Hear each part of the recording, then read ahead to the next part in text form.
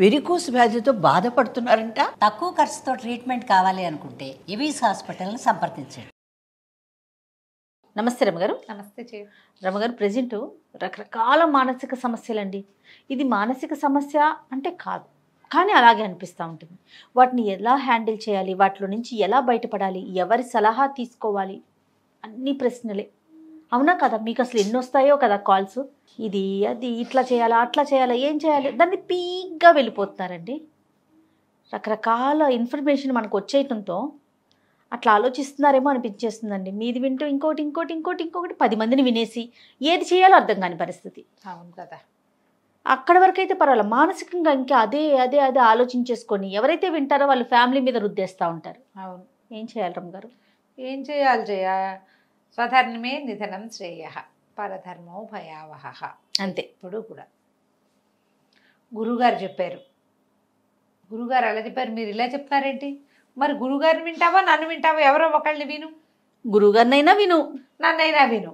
నేను చెప్పిందే చెయ్యి, పోనీ లేదా గురుగారినే చెయ్యరట్లా. ఇప్పుడు ఇదేంటంటే జయ, మనం జనరల్గానే అసలు విపరీతమైన స్ట్రెస్కి గురయ్యే పరిస్థితుల్లో ఉన్నాం మనం. ఎవరికి ఎవరితోటి సంబంధ బాంధవ్యాలు లేవు. కుటుంబ సభ్యులతోటి మానసికంగా రిలేషన్స్ మెయింటైన్ చేయలేకపోతున్నాం. మనకి ఏం కావాలన్నా, ఏం తెలియాలన్నా, ఏం నేర్చుకోవాలన్నా, ఏం చూడాలన్నా అన్నిటికీ హౌ అని సోషల్ మీడియాకి వెళ్తున్నాం. ప్రతిదానికి నువ్వు skin related social media, hair social media, ఈ సమస్య ఏంది, భార్యాభర్త గొడవపడ్డప్పుడు ఏం చేయాలి అనే దాన్ని కూడా సోషల్ మీడియాకి వెళ్తున్నారంటే నమ్ముతావా జయ నువ్వు? నిజంగా ఆ రోజుల్లో ఉన్నామా? ఆ రోజుల్లోనే ఉన్నావా ఏమిటి? కూరుకుపోయాం మనం. భార్య మనుషుల మధ్య ఉన్న సమస్యలు కరమ్మగారు. ఇప్పుడు భార్యాభర్తలకు గొడవ అయినప్పుడు ఏం చెయ్యాలి అనే దాని మీద సోషల్ మీడియాలో సెర్చ్ చేస్తున్నారంటే నువ్వు నమ్మలేవా? నమ్మలేకపోతున్నాను, కానీ మీరు చెప్తున్నారు. నేను వింటున్నాను. హౌ టు కిస్ నుంచి హౌ టు కిల్ వరకు సోషల్ మీడియానే. ప్రతివాడు వాడి వాడి వాడి వాడి అనుభవాలు పెడతాడు అందులో. ప్రతివాడు చాలా మంది పెడతారు. వీడు చదువుతారు, ఎన్ని రకాలు నేర్చుకుంటారు. అంతే కదా? అవునండి. ఈ కిల్లింగ్లో సైలెంట్ కిల్లింగ్ ఉంటుంది, వైలెంట్ కిల్లింగ్ ఉంటుంది. సైలెంటా వైలెంటా అనేది నువ్వు డిసైడ్ చేసుకుంటావు. దాంతో నీకు సమస్య, దీంతో నీకు సమస్య. నువ్వేం చేయాలి అనేది నువ్వు ఆలోచించుకుంటే నీకు వీలు. కానీ వాడెవడో చేస్తే ఇవి పెద్ద పెద్ద విషయాల జయ. ప్రతి దానికి, ఇప్పుడు పండక్కి, ప్రతి పూజకి, ప్రతి వంటకి, ఇవన్నీ డ్రెస్సులు కుట్టుకోవటం, డిజైన్లు, అవి అన్నీ సోషల్ మీడియా. నువ్వు చూడు, నా మాట అబద్ధం కాదు చేయాలి. మరి దీన్ని ఎక్కడ వాడుతున్నాం? వాడట్లే. ఇప్పుడు అదేగా వచ్చింది. నువ్వు ఎక్కడికి వెళ్ళు ప్రతి వాళ్ళు ఏదో ఒకటి చూస్తూ కనపడతారు. నువ్వు మెట్రో ఎక్కు ఇదే, బస్సు ఎక్కు ఇదే, ట్రైన్ ఎక్కు ఇదే, పెళ్ళికి వెళ్ళు ఇదే, ఎవరింటికైనా వెళ్ళు ఇదే. మొగుడు పెళ్ళ పక్క పక్కన కూర్చుంటారు, ఆయన చూసుకుంటూ ఉంటాడు, ఈవిడ చూసుకుంటూ ఉంటుంది. కూడా చూస్తా, టీవీ ఇంకోటి మోగుతుంది. మా ఇంట్లో కూడా అంతే చేయ. మనం ఎక్కడెక్కడికో వెళ్ళిపోతాం, పక్కలతో మాట్లాడడం మానేసాం, అవేవో వింటాం. పోనీ విన్నావు, నేను చెప్తా ఒకటే మాట, విను. ఇప్పుడు మన ప్రపంచమే అది. కాకపోతే ఏమంటావు, ఒకవైపే చూడు, రెండో వైపు చూడొద్దు అనమాట. ఇది ఒక్కళ్ళని చూడకుండా మనకు ఒక ప్రశ్న వస్తే మనం 100 మందిని విని ఆ 100 మందికి వచ్చిన కామెంట్లు కూడా చదువుతున్నాం. అమ్మో, దాంతో మనం విపరీతమైన స్ట్రెస్కి గురైపోతున్నాము. మనకి జనరల్గానే ఎలాంటి స్ట్రెస్లు వస్తున్నాయి? సమయాభావము, వ్యక్తులు దొరక్కపోవటము, మాట్లాడేందుకు దిక్కు లేకపోవటము, సహాయం చేసేందుకు ఎవరు లేకపోవటము, టార్గెట్స్, పిల్లల పెంపకం ఒక టఫ్ టాస్క్, పిల్లల టార్గెట్లు, పిల్లల జీవితాల పట్ల భయాలు, మన జాతకం పట్ల దిగులు, భయం, ఫైనాన్షియల్ స్టేటస్లో వచ్చే ఇబ్బందులు, సామాజిక పరమైన చిక్కులు, ఇవి కాకుండా ట్రాఫిక్, ఇంట్లో గ్యాడ్జెట్స్ ఉంటే వాటి వల్ల, హోమ్ అప్లయన్సెస్ ఉంటే వాటితోటి ప్రాబ్లమ్స్, వస్తువులు చెడిపోవటం, సహాయానికి ఎవరు లేకపోవటం. ఎలా ఉన్నాయి జయ? 10 గంటలకు వెళ్ళి ఆఫీస్కి వెళ్ళిపోవాలి, 8:30కి పని మనిషి రాదని తెలుస్తుంది. 1:30లో గిన్నెలు తోతావా, ఇల్లుడ్చి వాకిట్లో ముగ్గేస్తావా, దేవుడికి దీపం పెడతావా, వంట చేస్తావా, పిల్లలు బాక్సులు పెడతావా, నువ్వు ఏదైనా తినేడుస్తావా? ఏమీ లేదు. ఏం చేస్తావు? ఎంత స్ట్రెస్ అయింది చూడు నీ పని. ఇప్పుడు ఇలా మొదలు పెట్టుకుని ఆఫీసులో టార్గెట్ సాయంత్రానికి అందించేయాలి, సడన్గా ఎవరో ఒకళ్ళు పడుకుంటారు, ఓ కంప్యూటర్ పడుకుంటుంది, అయిపోయి కష్టమే కదా. మరి ఇన్ని స్ట్రెస్సుల్లో మనం ఎవరెవరి బుర్రల్లో ఉన్న చెత్తలో విని అవి కూడా మన జీవితంలోకి లాగేసుకోవాలని అనుకుంటే మనకి పిచ్చెక్కబటం ఖాయమా కాదా చెప్పు. 200% అండి కదా. అందుకనే ఇప్పుడు విపరీతంగా సైక్రియాటిస్టులు, కౌన్సిలర్స్ బిజీగా ఉంటున్నారు. అవును. సహజంగా మానసిక సంతులన కోల్పోయి శారీరకమైన ఇబ్బందులతోటి లోపలే ఏదో తేడా వచ్చేది ఒకటైతే, ఈ బయట నుంచి మనం అంటించుకునేవి చాలా ఎక్కువ. వీటితో పాటు ఇవాళ రేపు ప్రచండంగా కనబడుతున్న ఓసిడి, రకరకాల ఓసిడీలు. ఇల్లు వాకిలి శుభ్రాలు కొందరు, చేతులు శుభ్రాలు కొందరు, బట్టల శుభ్రాలు కొందరు, పీరియడ్ రిలేటెడ్ శుభ్రాలు కొందరు, వాష్రూమ్ శుభ్రాలు, వాష్రూమ్ల శుభ్రాలు ఇంకొందరు, పిల్లల్ని కడిగింది కడిగి పిల్లల్ని కడుగుతూ ఉంటారు. వీళ్ళ స్నానాలు వెర్రెక్కినట్టు చేస్తారు. అది ముట్టుకున్నాం, ఇది ముట్టుకున్నాం, అది తగిలింది, ఇది తగిలింది, పాపం పాపం పాపం పాపం పాపం. శుభ్రానికి పాపానికి కలిపేసుకుంటారు. అవేవో పాపాలు వస్తాయి. అక్కడి నుంచి టీవీలలో చెప్తారు. ఇలా అనాలనిపించట్లేదు కానీ అనక తప్పట్లేదు జయ. పాపం వినలేకపోతున్నానమ్మా ఈ కేసులు. నేను ఇంత బాధగా ఉందంటే నాకు. సహజమైన మరణాలతో సంబంధించిన విషయాల పట్ల భయాలు, సహజమైన పీరియడ్కి రిలేటెడ్ విషయాల పట్ల భయాలు, ఏదో ఇంట్లో ఒక పద్ధతి ఉంటే ఆ పద్ధతి పాటించేసి సరిపెట్టుకోకపోవటం, వాళ్ళెవరిదో మనకు అంటుతుంది అనుకోవటం, అదేదో మన నెత్తి మీదకి వచ్చేస్తుంది అనుకోవటం. మా ఫ్రెండు ఎవరో ఫ్రెండు వాళ్ళ బాబాయ్ చనిపోయారు, మా బాబాయ్ పోయారు అని చెప్పారు. ఇప్పుడు నేను వాళ్ళ బాబాయ్ ఎవడు బాబాయ్, మా బాబాయ్ పోయాడు అని వీడు చెప్తాడు, వీడు స్నానం చేయాలని డౌట్. అంత డెప్త్గా ఆలోచించేస్తున్నారండి. ఆ అమ్మాయి ఎవరో పీరియడ్, ఆ పిల్ల క్లాస్లో కూర్చున్నారు, మా పిల్ల ఇంటికి వచ్చి మమ్మల్ని తాకింది, మా ఇంట్లో బట్టలన్నీ తడిపేయాలి. అయితే ఇటైనా పీక్గా వెళ్ళిపోతున్నారు, లేదా అటైనా పీక్ వెళ్ళిపోతుంది, లేదా వదిలిపడేస్తున్నారు, ఎగురుతున్నారు, గెంతుతున్నారు.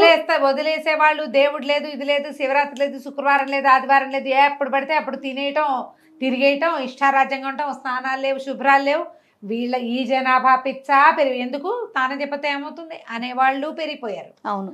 వెర్రెక్కినట్టు ఎవరినో ముట్టుకున్నాం కాబట్టి 100 సార్లు స్నానం చేయాలి, ఒళ్ళు కడుక్కుంటూ ఉండాలనుకునే పిచ్చిలోనూ కొంతమంది ఉంటున్నారు. రెండు అతిగానే ఉన్నాయి చూడు. ఖచ్చితంగా అండి. ఈ బ్యాలెన్స్ ఎప్పుడు నేర్చుకుంటాం మనం? ఎవరికైనా సరే తీవ్రంగా నేను ఎక్కువ కడుగుతున్నాను, లేదా ఈ అమ్మాయి ఎక్కువ చేతులు కడుక్కుంటుంది, ఎక్కువ సార్లు స్నానం చేస్తుంది, శుభ్రాల గురించి ఎక్కువ మాట్లాడుతుంది అంటే ముందు సైక్రియాటిస్ట్ని చూడండి. దీని మీద అవగాహన కల్పించడం చాలా అవసరం చేయ. సమాజం సర్వనాశనం వైపుకి వెళ్ళిపోతున్నాం మనం. అవునవును. వీళ్ళతో పాటు ఈ ఓసిడీలో లేకపోతే మానసిక సమస్యలు, స్ట్రెస్ రిలేటెడ్ ఇష్యూస్ ఉన్న వాళ్ళ ఇంట్లో ఉన్న వాళ్ళకి ప్రత్యక్ష నరకం చూపిస్తారు జయ. నేను ఇదివరకు కూడా కొన్ని కేసులు చేశాను, పీరియడ్ రిలేటెడ్ ఇష్యూస్ అని చెప్పలా నేను. ఏదో అయిపోతుందని, జర్మ్స్ వచ్చేస్తాయని, జర్మ్స్ తోటి ఏదో జబ్బు వచ్చేస్తుంది. జర్మ్స్ పిచ్చి అందరికీ ఉంటుంది కదా. అవును. బ్యాక్టీరియా పిచ్చి, జర్మ్స్ పిచ్చి చాలా మందికి ఉంటుంది. ఓసిడి తోటి మామూలు శుభ్రం దగ్గర నుంచి మొదలుపెట్టి చావు వరకు వెళ్ళిపోతారు వాళ్ళు. ఈ పీరియడ్ రిలేటెడ్ ఇష్యూస్ ఏమో శుభ్రత నుంచి పాపాల వరకు వెళ్ళిపోతారు వీళ్ళు. ఓకే. శుభ్రము పాపము ఒకటి కాదుగా, శుభ్రము పుణ్యము ఒకటి కాదు. శుభ్రత అశుభ్రత, అశుచి వేరు, పాప పుణ్యాలు వేరు. ఈ రెండింటిని మిక్స్. దీని మీదే మాట్లాడటం. మన ఎవరో కూడా ఒక ఆవిడ నన్ను అడిగారు, పీరియడ్స్ కలుపుకోకపోవడం గురించి మీరు మాట్లాడండి. అవన్నీ ఎవరి చాయిస్ ప్రకారం వాళ్ళు చేసుకుంటారండి. నేను చెప్పు. ఇలాంటి పెద్దవాళ్ళు చెప్పాలి, గైడెన్స్ ఇవ్వాలి. ఈ గైడెన్స్ ఇచ్చేసరికల్లా ఏమవుతుంది, ఎక్కువ. ఇప్పుడు నేను జయ నిజంగా చెప్పాలని లేదు కానీ చెప్పాల్సి వస్తుంది. 5th డే గుళ్ళోకి వెళ్ళొచ్చా, 5th డే ఉపవాసం ఉండొచ్చా, 5th డే పూజ చేయొచ్చా అని నాకు 100 మెసేజ్లు ఉన్నాయి జయ. అబద్ధమైతే నేను అబద్ధం చెప్తాను అనిపిస్తే నా ఫోన్ నీ చేసి పెడతా చూడు. అంత ఆలోచనలో ఉన్నారా రమ్మ? మీరు ఐదో రోజు స్నానం చేసి గుళ్ళోకి వెళ్ళొచ్చు అని చెబితే పర్వాలేదా అడుగుతూనే ఉంటారు. మరి అంత ఎన్ని రోజులు మీరు ఇంట్లో ఉంటారు? లేదా మీకు అంత అనుమానంగా ఉంటే ఎందుకు అడుగుతారు? మానేసేయండి, వెళ్ళకండి. మానేయచ్చుగా. వాళ్ళు అడుగుతారు, ఇంట్లో వాళ్ళు వెళ్దామంటారు, వీళ్ళకి వెళ్ళబుద్ధిగా భయము, అడుగుతారు. ఎంత ఇబ్బంది కదా రమ్మగారు. 4వ రోజు మేము భోజనానికి వెళ్ళొచ్చా, 4వ రోజు మేము అక్కడికి వెళ్ళొచ్చా, 4 కాదు అసలు ఎక్కువగా 5. 5th డే మామూలుగా మళ్ళీ చెప్పాలి ఇక్కడ 3 days ముట్టు 3 రోజులు అని లెక్క. 3 రోజులు కోటి దేవతలకి మొక్కచ్చు అనేది ఒక సామెత కొన్ని ఊళ్ళల్లో ఉంది. 4వ రోజు పనికి వస్తుంది. ఈ 4వ రోజు కొంతమందికి హెవీ బ్లీడింగ్ ఉండొచ్చు, ఇబ్బంది ఉండొచ్చు, చీదర ఉండొచ్చు. 4వ రోజు ఇంట్లో తిరగడానికి పనికి వస్తుంది. మా లెక్క జయ. 5వ రోజు మళ్ళీ నెత్తిమి నీళ్ళు పోసుకోవటం. 5వ స్నానం అనేది ఒక లెక్క మాకు. మారినీళ్ళు పోసుకోవటం అంటారు మా అత్తవారి ఇళ్లలో. 4వ రోజు తలకాయ రుద్దుకుని 5వ రోజు పసుపు రాసుకుని తప్పకుండా 5వ స్నానం చేస్తాం. ఎప్పుడు కూడా మొదటి 3 రోజులు స్నానం చేయకుండా ఉన్నా కూడా, స్నానం చేయక్కర్లేదు ఏదో ఉన్నా కూడా 4-5 రోజులు తప్పకుండా స్నానం చేయాలని, 5వ రోజు స్నానం చేశాక మడికి కూడా పనికి వస్తుందని చెప్తారు. మీకు పనికి రాదన్న శంక ఉన్నప్పుడు మీరు అడగకూడదు అంటా నేను. శంకలు పెంచుకోకండి. అంటే మీతో అవును అనిపించుకోవద్దు కదా కదరమ్మగారు. లేదా అడిగినప్పుడు ఫాలో నేను చెప్పాను అనుకో, నేను ఫాలో చెప్పాను అయిపోవాలి పర్వాలేదమ్మా స్నానం చేసి వెళ్ళండి అని చెప్పాను. ఆహా మళ్ళీ మళ్ళీ మళ్ళీ మళ్ళీ మళ్ళీ మళ్ళీ మళ్ళీ మళ్ళీ ఉపవాసం ఉండొచ్చా, ఉపవాసం ఉండొచ్చా, ఉపవాసం ఉండొచ్చా, జాగారం చేయొచ్చా, ఏమిటి సంవత్సరం చేయకపోతే ఏం పోయింది, నీకు ఓపిక లేకపోతే ఊరుకో. అంతే కదా. మీరు కాంప్లికేటెడ్ చేసుకోవట్లా, ఎందుకు ఇంత అతిగా? పైగా అసలు ఏదైనా పండగ మిస్ అయిందంటే గింజుకుపోతారు జయ. పండగ పూజ కూడా ఒక రకమైన పిచ్చి కింద తయారవుతుంది. ఈ పిచ్చిలు పెంచుకోవద్దమ్మా, ఇవన్నీ సమస్యలుగా పరిణమిస్తాయి. జీవితాన్ని ఇలాంటి కాంప్లికేషన్స్ లోకి ముంచుకోకండి. టాబ్లెట్లు వేసేసుకునే వాళ్ళు కూడా ఉన్నారు. ప్రతి నెల వస్తుంది మీకు, ప్రతి సంవత్సరము ఈ పండగలు, ఈ పర్వదినాలు, ఈ పబ్బాలు. ఈ పర్వదినం తప్పితే ఇంకోటి వస్తుంది. దసరా తప్పితే దీపావళి రాదా, దీపావళి తప్పితే సంక్రాంతి, మళ్ళీ దసరా కూడా వస్తుంది కదండి సంవత్సరం తిరగగానే వస్తుంది కదా. అవును, ఎందుకు కాంప్లికేటెడ్ చేసుకోవాలి? నిజమే రమ్మగారు, కరెక్ట్. ఈ కాంప్లికేషన్స్, ఈ దిగుళ్ళు, ఈ అక్కర్లేని మీకు ఉన్న స్ట్రెస్లు చాలాక ఇవి కూడా పెట్టుకుని ఆలోచించుకుని మిమ్మల్ని మీరు హింసించుకుని మీరు బాధపడుతూ ఇంట్లో వాళ్ళని కూడా ఇబ్బంది పెడతారు. ఎందుకు వచ్చిందమ్మా? మగవాళ్ళ ఫీలింగ్స్ రకరకాల, వాళ్ళకుంటే స్ట్రెస్లు వాళ్ళకుంటాయి. మనం ఆడవాళ్ళ గురించే మాట్లాడుతున్నాం. అవును, ఆడవాళ్ళ వ్యవహారాలే, వాళ్ళ దారిని వాళ్ళు ఉండొచ్చు కదా. ఏదైనా మీకు స్ట్రెస్ ఎక్కువ ఫీల్ అవుతున్నాము అనిపించిన ఒక కౌన్సిలర్ దగ్గర కూర్చోండి. మీ సమస్యలన్నీ ముందు లిస్ట్ అవుట్ చేయండి. నేను చెప్తా చేయ, అట్లా లిస్ట్ రాసుకోండి. దేనికి నేను అతిగా ఆలోచిస్తున్నాను అని అనిపిస్తే దానికి టిక్కులు పెట్టండి. అవి 5 కంటే ఎక్కువ ఉంటాయి, మీకు కౌన్సిలర్ అవసరం. నేనే అతిగా ఉన్నాను, నాకు తెలుసు, ఇది తగ్గించుకుంటే సరిపోతుందని మీకు మీరు కౌన్సిల్ చేసుకుంటే సార్ కౌన్సిలింగ్ చేసేసుకోగలిగితే. చేసుకోకపోతే ఎవరి దగ్గరైనా కూర్చోండి, ఎవరితోటైనా మాట్లాడండి, ఫ్రెండ్స్తో డిస్కస్ చేయండి, సలహా తీసుకోండి. పిచ్చికి ఇంత కొట్టి పారేస్తారు కొంతమంది. నువ్వు అలా కాకుండా నీతో డిస్కస్ చేసి నిన్ను సరిగ్గా జడ్జి చేసేయకుండా నీ సమస్యకి సమాధానం చెప్పగలిగే అక్కైనో అత్తైనో పెద్దమ్మ దగ్గరైనా కూర్చోండి. వాళ్ళైనా మీకు సమాధానం చెప్తారు. మీరు వాళ్ళు డిస్కస్ చేస్తే కొన్ని ప్రశ్నలకు సమాధానాలు వచ్చేస్తాయి ఆటోమేటిక్గా. వాటిని రెక్టిఫై చేసుకోండి. అనవసరమైన స్ట్రెస్లకి గురయ్యి అక్కర్లేని సమస్యల్లోకి, మానసిక సమస్యల్లోకి, తద్వారా ఏదో పెద్ద ప్రాబ్లమ్స్లోకి వెళ్ళకండి. దానివల్ల మీ జీవితంతో పాటు మీ సరౌండింగ్స్లో ఉండే వాళ్ళందరి జీవితాలు కూడా ఇబ్బందుల్లో పడతాయి. జాగ్రత్త పడండి. రైట్ అమ్మగారు, నమస్తే. నమస్తే.